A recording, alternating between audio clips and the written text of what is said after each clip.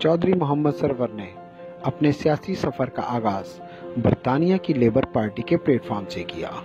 1992 میں وہ labour counsellor منتخب ہوئے، جبکہ 1997 میں وہ برطانوی پارلیمنٹ کے پہلے مسلم ایم پی منتخب ہوئے۔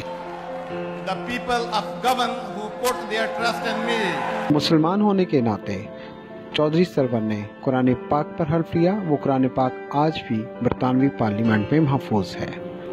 برطانیہ میں چودھری محمد سرور کو ڈاکٹریٹ کی ڈگری سے بھی نوازا گیا۔ The Honourable Governor Mohammed Sarwar for the award of an honorary doctorate of the university.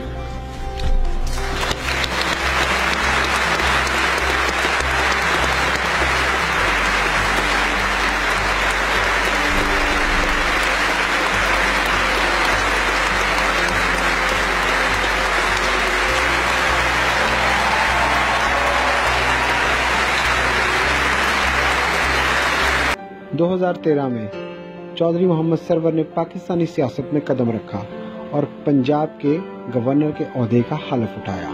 اس موقع پر ان کا کہنا تھا، میں آپ کو یقین دلاتا ہوں کہ میں آپ کے شانہ بشانہ قوم کی بہتری کے لیے اپنا عملی کردار نبھاؤں گا۔ اصولوں کی سیاست پر سمجھوتا نہ کرتے ہوئے چودھری محمد سرور نے گورنرشپ سے استعفیٰ دیا اور 2 نہیں 1 پاکستان کا علم اٹھائے پاکستان تحریک انصاف میں شمولیت کی۔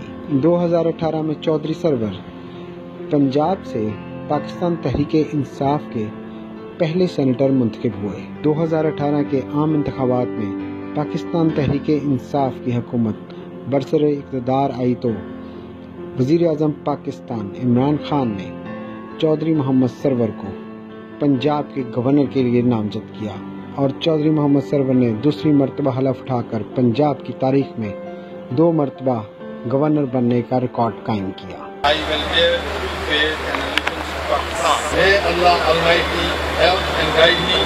Ameen.